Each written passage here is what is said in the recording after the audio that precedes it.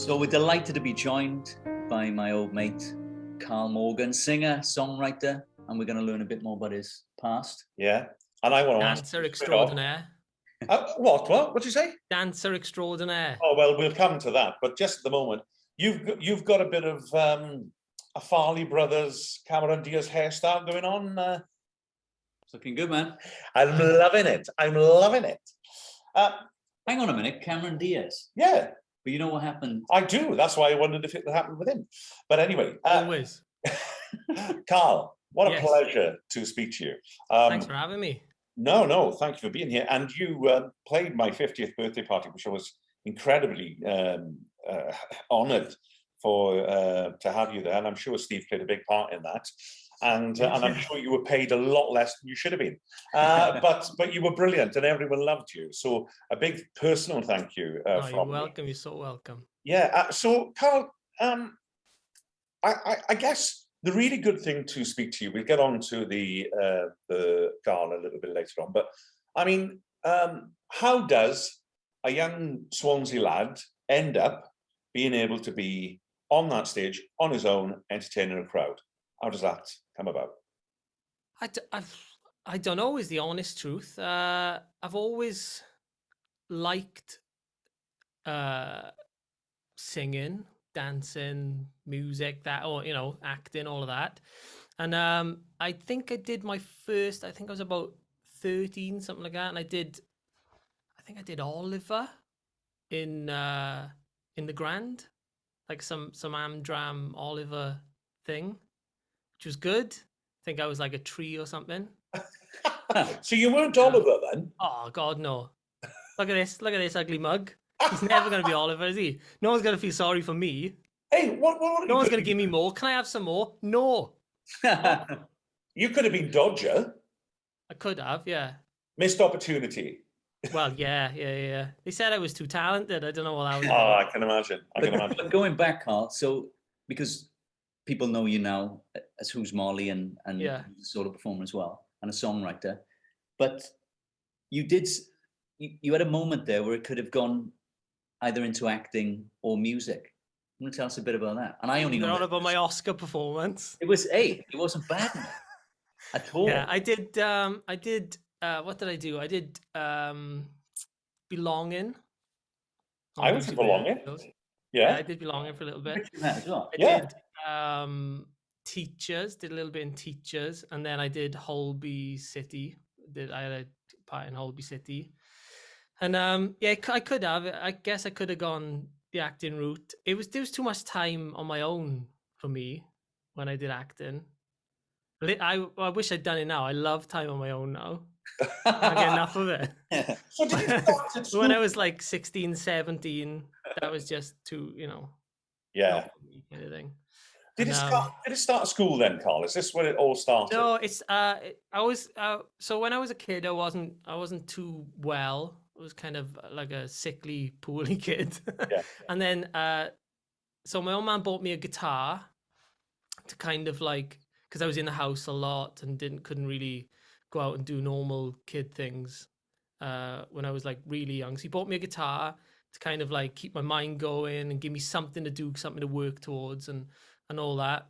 And my brothers play piano and, they're quite musical. Yeah, very. So then when I got well and then, I don't know, I went to like a drama school. I went to Stagecoach. Yeah. School. So I did that for a good couple of years, and I think I just enjoyed it, and maybe because I enjoyed it, just had a bit of a thing for it. Just had a bit of a talent for it, but because I enjoyed it so much, it's like like professional footballers become professional footballers because most of them don't really have anything else. Like they just kick a ball all day and turn out really good at it. Yeah, I think it was a bit like because they love it so much and because I loved it so much, that made me kind of good at it, I guess. Wow. Rather than and I worked at it then. I worked hard at it because I enjoyed it more than anything. Have you still got that first guitar? I do, yeah. It's here. Oh, mate. This is what I write everything on. Well, let's have a tune. Come on now. No, I won't play. Oh, I thought you were going into Blackbird singing. I thought that's what I thought was coming there for a second. Is that the guitar that your dad bought you? Yeah, same one. and what is it? What guitar is it for any guitar aficionado? It's like an old vintage acoustic. It's battered, and the strings probably haven't been changed for about 20 years. But yeah, same one. Yeah, I love the idea that the guitars have songs that come out. You know, you pick up a new guitar, you pick up everything that I've ever had success with, like song-wise, has been written on this guitar. Probably. Can I borrow it? No. Hey, they're mine. My best guitar. I do have I have Steve's best guitar. I mean, I love the fact that, you know, I think, right, you know, when people talk about ghosts and stuff like this, right? Yeah. I think it's a memory that lingers on, that replays itself. It's a pattern. So within the body of that musical instrument, that guitar, is the memory of every time you've plucked a chord, you've played a chord and stuff like that. So for me, everything you've ever done is the embodiment of that instrument and your voice. Yeah, I love that. Mm. But I definitely need to borrow it just to get a few songs that you haven't eked out of it. I need those in my life. Okay. So going on to songwriting a sec, Karl. So there was a moment you say you didn't want to spend time on your own because acting is... Yeah, acting is kind of lonely, I think. It's kind of a lonely... We were talking about yesterday, it's about they pay you to wait around. Well, I think when you do TV, and I'm doing a TV program at the moment and I'm absolutely loving it, but I think the majority of your payment for TV is paying you to hang around while they turn the cameras around and all stuff, and then a little bit for your talent. Whereas when you're in the theatre, you know, it's for your skills, for your talent. So all the music, it's for your driving skills to the gig. I hear that everywhere. Then are you a musician that, like, I'm in Glasgow one week and then I'm in, you know, London? Yeah, I mean, this year it's funny. We went through that 2-year break where everyone panicked, me included, and like I think I almost feel like I've double jobbed it for the last 2-3 years because we went through that break and everyone panicked. It was like, oh God, what am I going to do now? We got no gigs. I think we had 100 gigs taken out of the diary, something like that. It was crazy. So then when gigs came back, I said, I'll take them all. I'll have whatever's going, small, big, festival, toilet, whatever the gig is, I'll come and play it.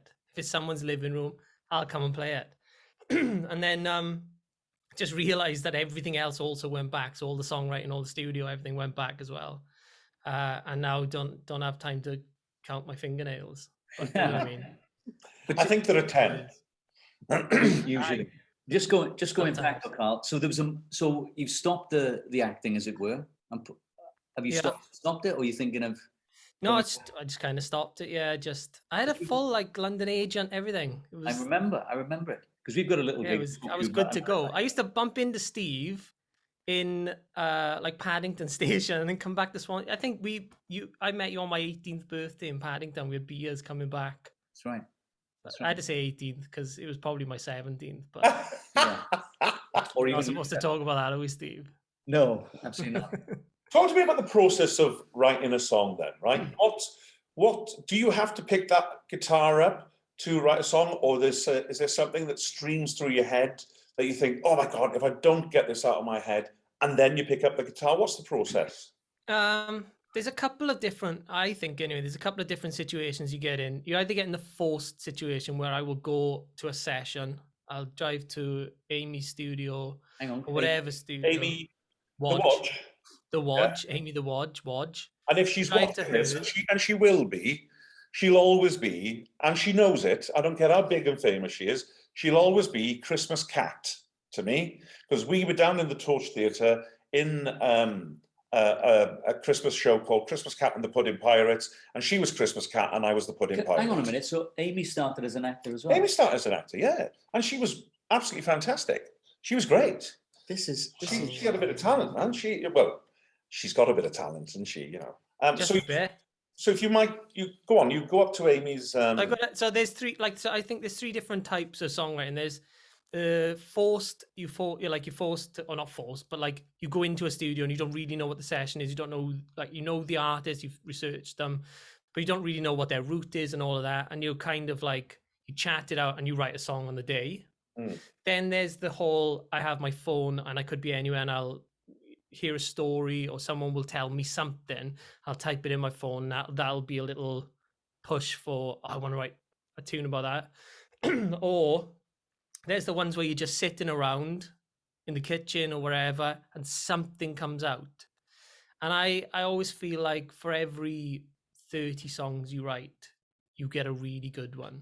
Oh. And it is true, like the ones that tend to be successful in whatever way, however success is perceived these days, are the ones where pen touches paper and it just goes done. And you don't really know, it's a weird thing. You don't know where it's come from, but it's just, you pen to paper and it goes. It's like a foot in the gas and goes. And then some days you struggle and don't get anything.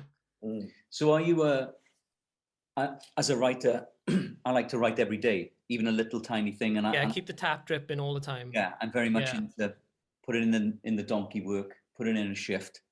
And 100%. Then eventually you look, I put a couple of ideas a day, come back in a few weeks and then go, that's it takes me weeks to finish a good song. It takes weeks. Like, you might get the initial idea in 10 minutes, but like it takes, to hone and rewrite and put extra hooks in. And then even when you go into like recording, I can't do let's go into the studio and try and do it in a day. I can't do that. I have to then take it away, work a bit more in the house on it, take it back to a bigger studio, whatever. It takes weeks to like get something that I think is, and like any musician will say, songs are never finished, albums are never finished. There's just at some point someone goes, right, that's mine now. You can't have that anymore. And it's finished because someone's taken it off you rather than. Yeah. So a modern songwriter then comes in different guises, I think. So as well as being an artist yourself, you're endeavoring to write, collaborate with other people. Yeah. And Amy's a perfect example. She worked with a lot of people and then had a big hit with Ed Sheeran with Thinking Out Loud. So, and then of course what happens then is record labels looking after new artists or big artists would come to Amy and then say, we want some of that magic in this, and then that song then will afford Amy to go and write with lots of other people. So it becomes a self-perpetuating thing. Yeah. That's one thing. So, but as an artist yourself, do you think I want to keep the best songs for myself? Or? Yeah, but I always feel like the ones that I write for myself are good for other people because they come from an honest place. So like there's some stuff that you do and you're doing it because you're on the wave of what's popular, and then eventually they kind of don't work. You always come back to the ones that they have a bit of substance, they mean something, they have a true story, or they have a story or something that sits with you and you believe in.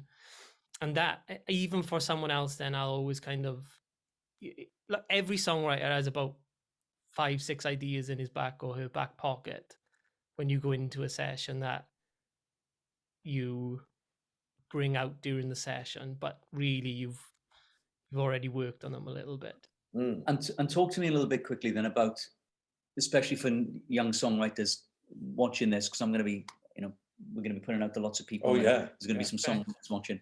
So what does a typical session look like? If you go in, is it 2 writers, 3 writers? How does it usually work? It can depend. Sometimes it's 2 writers and an artist. Sometimes, I mean, these days it's going like some two writers and an artist will do a chorus, and then it'll be sent to some mixer. And I think that's why I think everybody looks at it and sees like 8 names on a song and thinks there's no way, it's rubbish. Remember the days when one person used to write it all? But I don't think part of it is that song wouldn't be successful without that synth hook or without that drum hook or whatever, that guitar part. So everybody's kind of cut in on it because everybody's doing their own thing and bringing their own thing. Plus also then it's spread into 8 different accounts. It's going through 8 different, it's different when it's somebody like Ed Sheeran or it's someone like Camila Cabello, an artist, Shawn Mendes, that has like massive fan base, but for artists coming through, if you've got somebody like Amy or someone like Ed on, like just featuring on it, then it spreads to their fan base as well, and it's all about. It's very similar to theatre in a way, though, when you think about it, right? Because, you know, a lot of theatres struggle to get people through the doors of something that they think they might enjoy, they might not enjoy.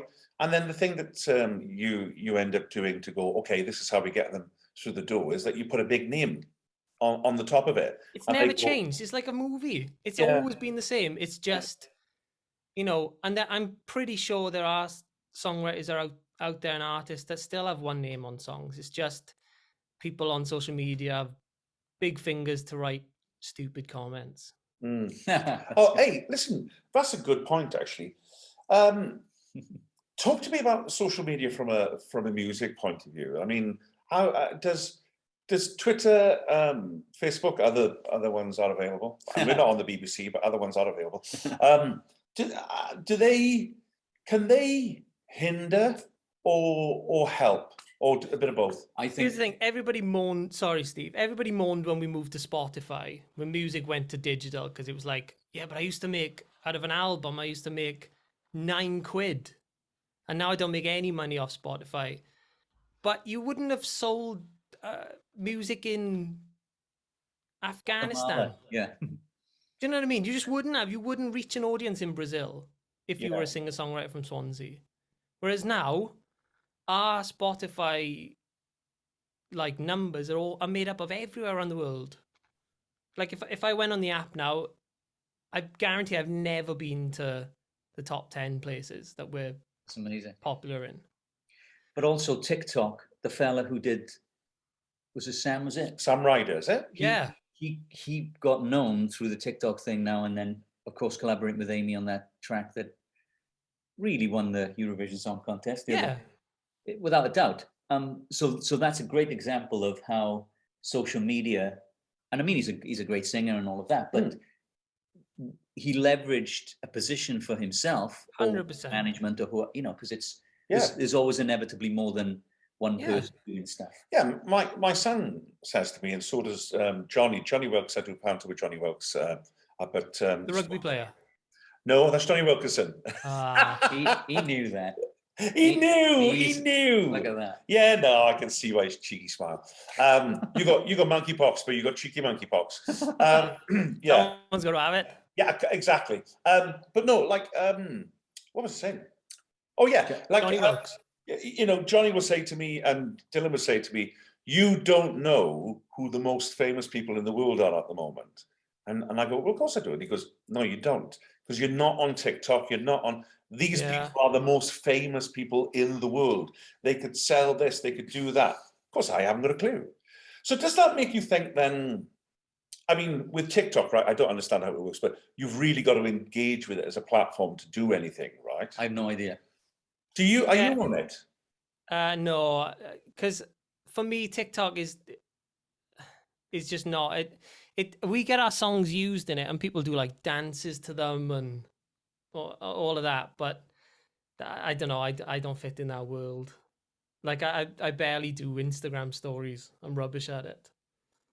And yet I'm quite active on social media. But you're good on social media. Can I just say, it's like a second job. Behind Christian, our plant, Monstera, is actually growing into your screen. I love it. It's beautiful. How does that work? There's a symbiotic sort of world going on. Yeah. Am I in Swansea or am I in Ibiza? Who knows?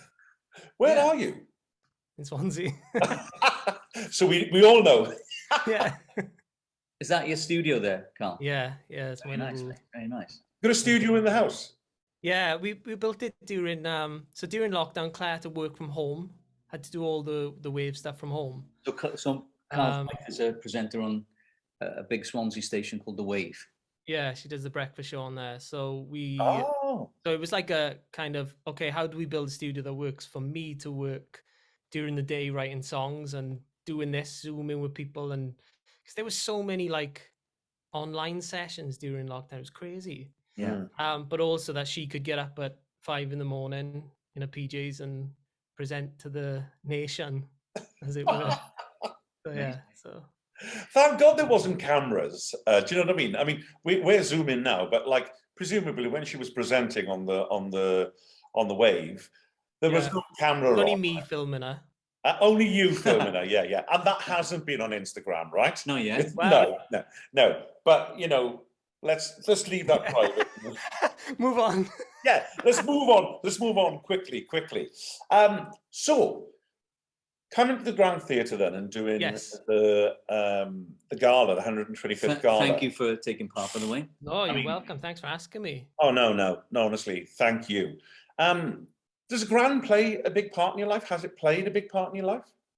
The Grand is like the constant, I guess. Like, and it's always been. I think we take it for granted a lot in Swansea, but I think it's like every time you go there, you get a feeling. It's a weird feeling, but it's a great feeling. Do you know what I mean? It's something that if you got the Grand, like I think we're there in July, and then we're there in January. Like we had a show that we were supposed to do in January, which is pushed to next January as well.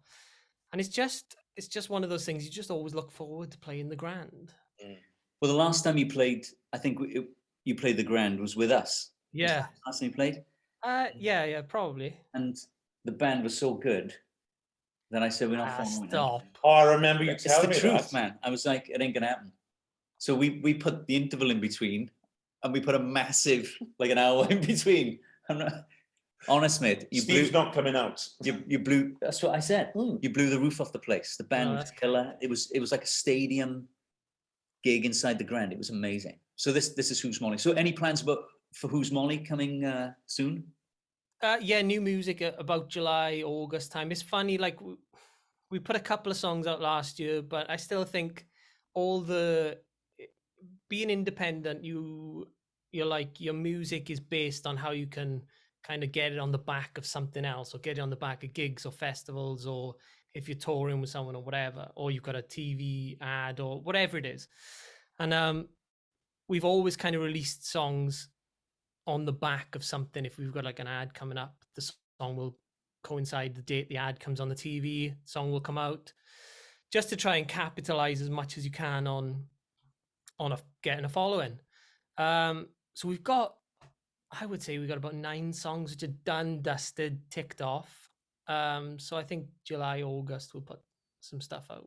I've been lucky to hear a couple of tunes, and they're killer. Absolute killer. Thanks, man. So what are we buying off the TV because of Karl Morgan? Oh, everything. Everything, mate. Come on, tell us. We won't. You can buy them from me personally as well if you want. I got them all for sale. What are you? What's the biggest product your music's on at the moment? Mercedes. What we mean by this Mercedes. I asked them. I said, "Do you want to give me? I'll take it. Don't pay me. I'll have a Mercedes. It's all good. We're all good. Yeah, you enjoy. Yeah. And they went, yeah, we ain't paying you that much." So explain to the audience, Carl, what we're talking about here with syncs and all of that. So our music randomly, through like no kind of plan, kind of straddles the horse where it feels like a pop song and it feels like it can sell your product. I guess it's uplifting, it's anthemic, it does all of the things that when you watch a TV ad and you go, I hate that song, it's on all the time. No. but that was because you write anthemic sounding. Yeah, and it just kind of, we got 1, we got 2, and then we got the Olympics thing. That was how it kind of started. We got they used the song for the Rio Olympics. Was that Touch the Sky? Touch the Sky, yeah. And then from that, what did we get there? We had like McDonald's or something like that. And then it was a wait a minute. You viral didn't thing. write "I'm loving it," did you? No, I didn't write. That's all right. That's all right. I wish I had. Yeah, I'm just checking. I'm just won't checking. be in Swansea anymore, mate. Swansea via Malibu. You're on Elon Musk's rocket. Yeah, exactly. Yeah, absolutely. But so you did McDonald's, and I mean that Rio Olympics thing. Then I mean that means that you are intrinsically linked to that forever. You know, they may as well give me a medal. Wouldn't that be cool?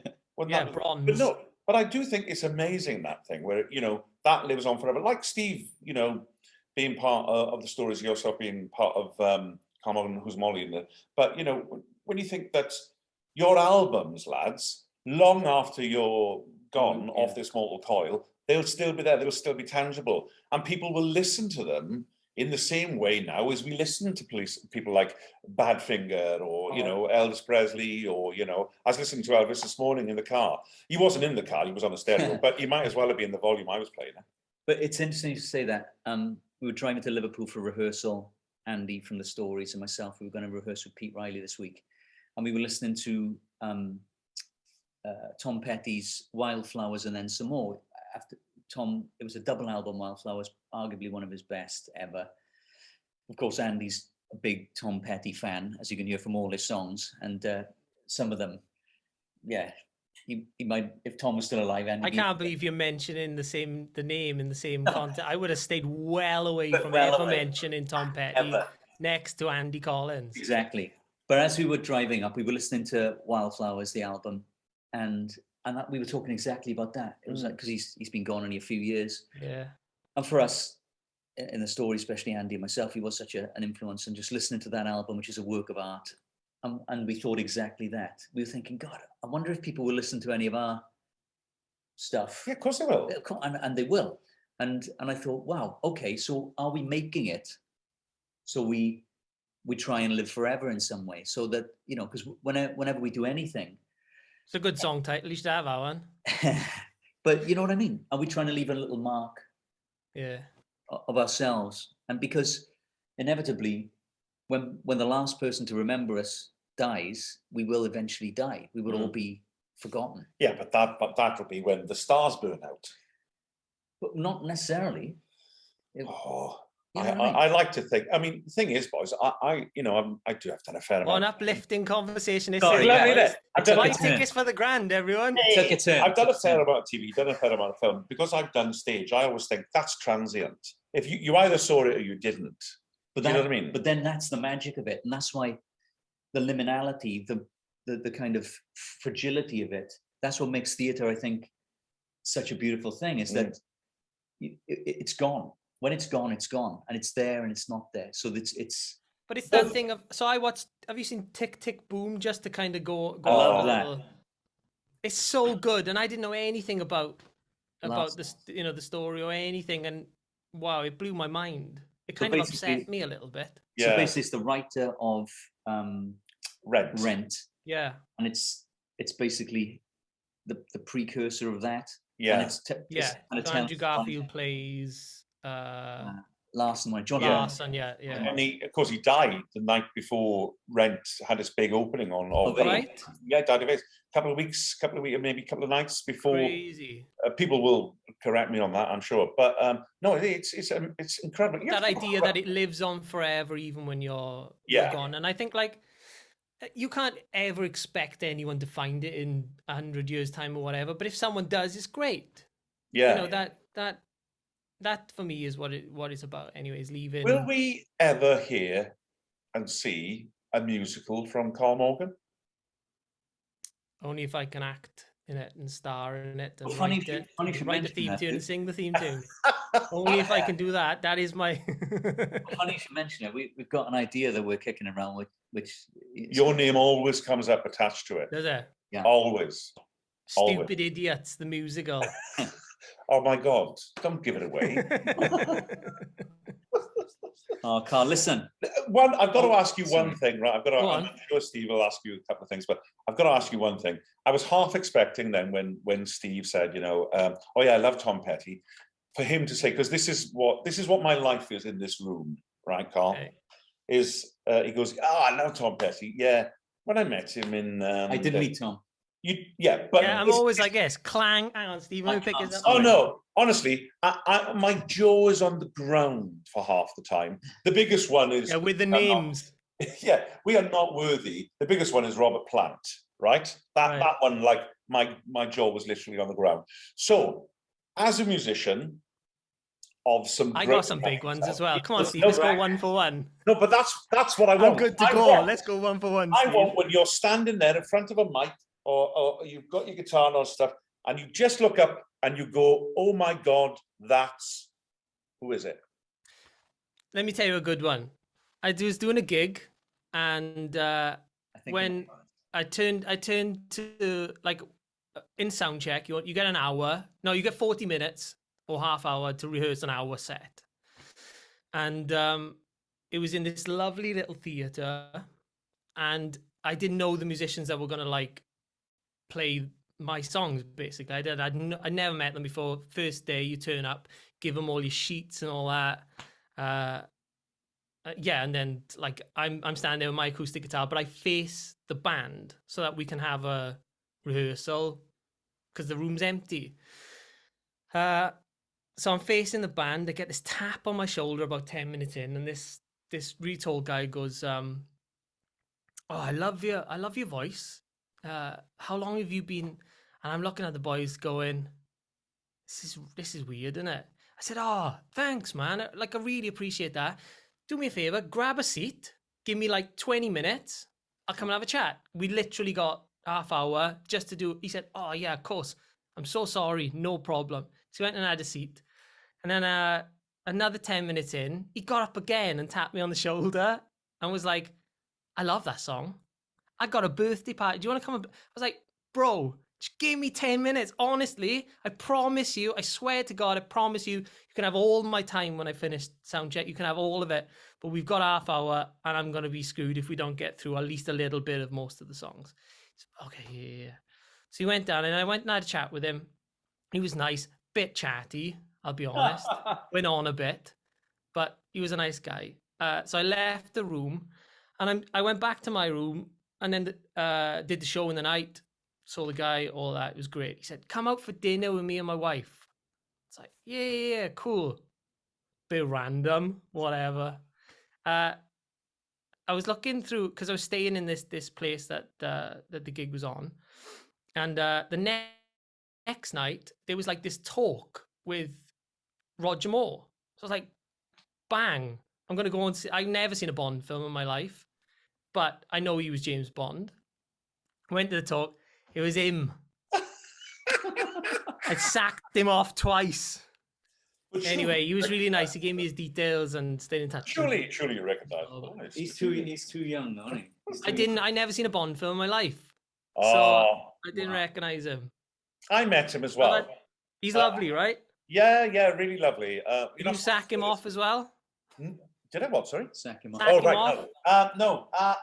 We're in the theatre, so I'm not supposed to say this, but I was in Macbeth with Sean Bean, and clang, bing! And as I walked out of stage door, the stage door opposite the theatre had the play what I wrote on, and they used to have a guest star on every night, and there was Roger Moore. He's lovely. He was delightful. I went up. Yeah, really my sister-in-law had a photo with him and stuff like that, and I just got a quick autograph and a quick hello. But yeah, that's legendary. I was thinking somebody more in the music business, but if you want to go with Roger Moore, he was my favourite Bond. Most of the gigs that I've played is actors go to watch. Oh, tell us that musicians one. never like go and watch. Tell us the one you played. You played a little gig, a showcase in London. Was it Soho House or one of those places? Oh, what's that place called? The Soho House, or was it? No, the Groucho. Oh yeah. Groucho, and Donald Sutherland was there. Oof. Oh, come on. Yeah, he was there. I think, is it Kiefer Sutherland? He was playing down the road, but he never went to watch that gig. He stayed in the Groucho. Hey, you have a look of Kiefer Sutherland about you, actually. Right? A younger, better looking. He had his checkbook. Yeah. Oh my God! So you met Donald Sutherland? Yeah, he was in the crowd. So was Matt Smith was there as well. Oh, that's great. See, maybe a destiny do this to go to be an actor. Flip and do a bit of acting. Maybe. I think you'll be Doctor Who one day. Do you? Yeah. As I love the kid who's just got it. I think he's brilliant. He's brilliant. Amazing. Yeah. And it's just so. I thought he was in It's a Sin. I thought he was incredible. Just incredible. It's really exciting, brilliant casting. And then you. I'll have it. I'll take it. Dude, listen, we don't want to take up too much of your time. Thank you so much. Look forward to seeing you. I'll be around the house to borrow that guitar pretty soon. And pleasure. Thank you. You'll have to fight me for it, but you'll probably win. And I'll film that and put it online. Yeah, damn right. Celebrity boxing. Yeah, and Claire can do the timing in her pajamas. So we'll win. Yeah, Everybody yeah, wins. exactly. Winner, chicken dinner. Hey, listen, it's been absolutely incredible to have this chat, and thank you so much for agreeing to be in the birthday Pleasure. parlour. It really is. I just can't wait for hopefully a packed house, and I just can't wait for you to smash it out of the park. You'd be great. I'm going on before you, by the way, dude. So that's what's happening. Stop it. I am.